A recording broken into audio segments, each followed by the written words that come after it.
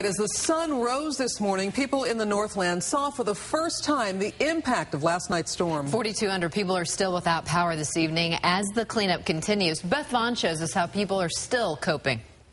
The weight of rising water crushed this retaining wall, flooding David and Lisa Allen's garage.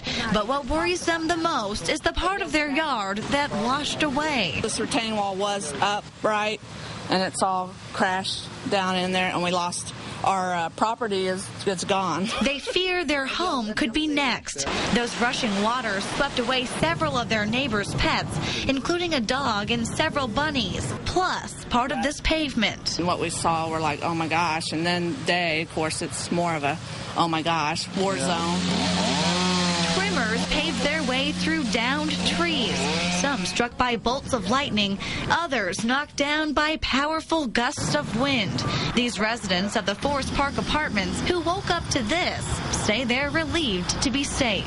It sounded like a train. It was just the entire apartment seemed like it was vibrating. At least a dozen of their neighbors displaced by major flooding on the ground level. The apartment down below us, their water was up on their porch, just getting ready to go over the sidewalk. It was so deep. Deep waters and tangled power lines, some hanging to the ground. A scary scenario for residents and also for firefighters. One had to be rescued himself last night after a limb knocked him off the fire truck. Beth Vaughn, NBC Action News.